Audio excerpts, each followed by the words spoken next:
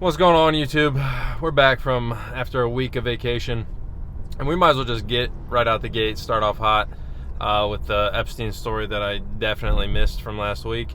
And that was basically, if you've been paying attention, following the news, Trump coming out and being like, what Epstein story? I don't know what you guys are talking about. I don't know why you guys are so worried about this. It's not really that big of a deal. There's no list. There's none of this. And for obvious reasons, plenty of people in his support group, the base, the MAGA people, there's plenty of them, not all of them. Some are defending it wildly, in my opinion, but a lot of them have turned on him in this regard, at least, and are very upset, as they should be. I think, personally, I think it's just a wild move. One of the craziest things I've probably actually ever seen a politician do, as far as 180 on a position that's an obvious losing position to take.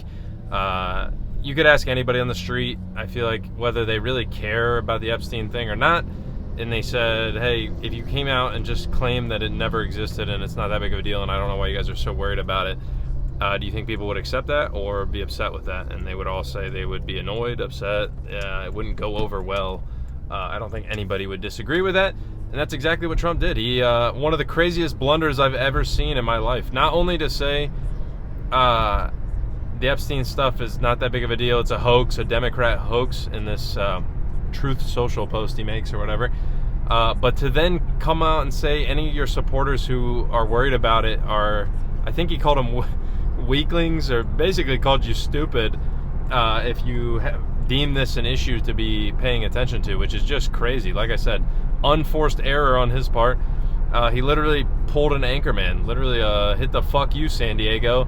He's not reading a teleprompter, but you typed it out on your phone and then hit send, where you call a bunch of your supporters weaklings and basically say they're not real supporters, and blow them off in an astounding way.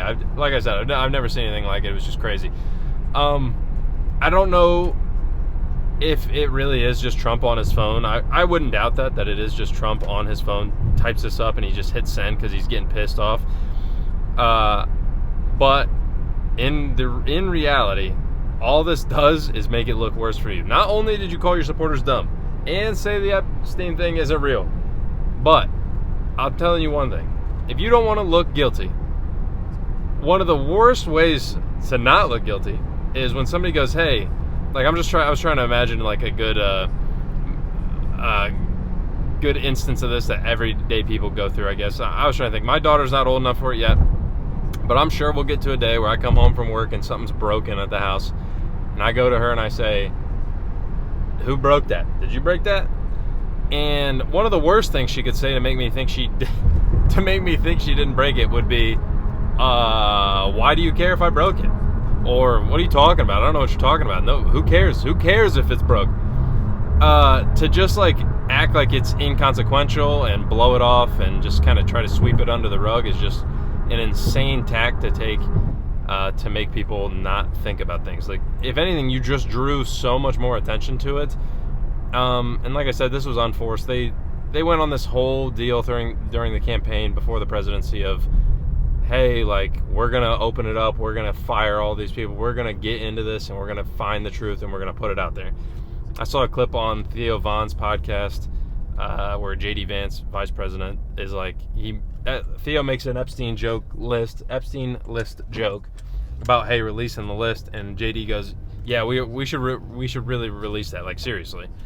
And that was basically encapsulates their entire platform. Was like, hey, we're gonna get this out there, and we're gonna put it out there.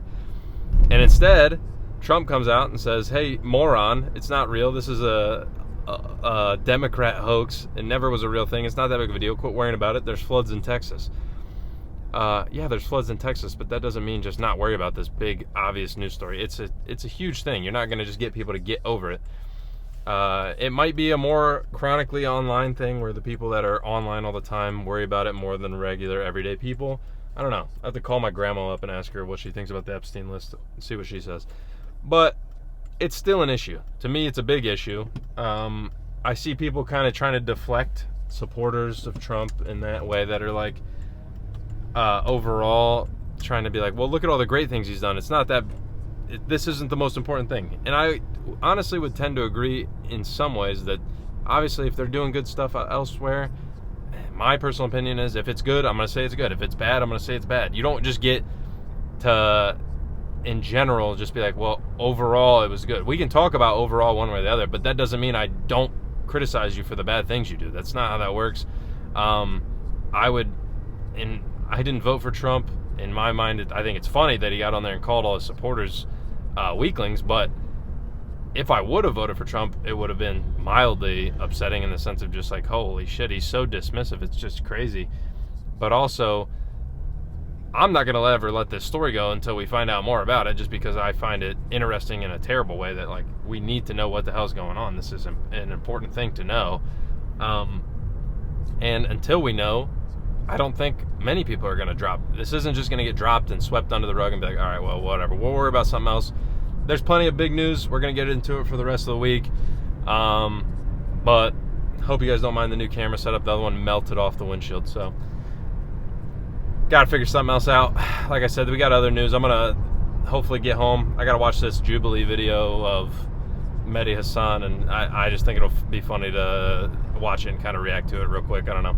But overall, the question I wanted to pose to you guys, does it really matter? Does the Epstein stuff really matter? Grand scheme to you personally. And like I said, I've already put my position out there, but I think it's very important. Is it the most important issue? No. But is it very important? Yes, it is. Apparently, Trump and the whole admin thought it wasn't, and they took a gamble on it. And I would say, as of right now, they've lost that gamble because they're already backpedaling, saying they'll release this and that. It's too late, man. You're never going to satisfy anybody.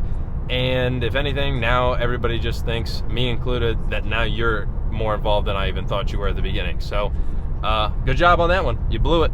So, leave a like on the video if you liked it. Dislike it if you didn't. I'd appreciate it. Leave a comment. Let me know what you think. Subscribe to the channel. And I'll catch you guys later this evening.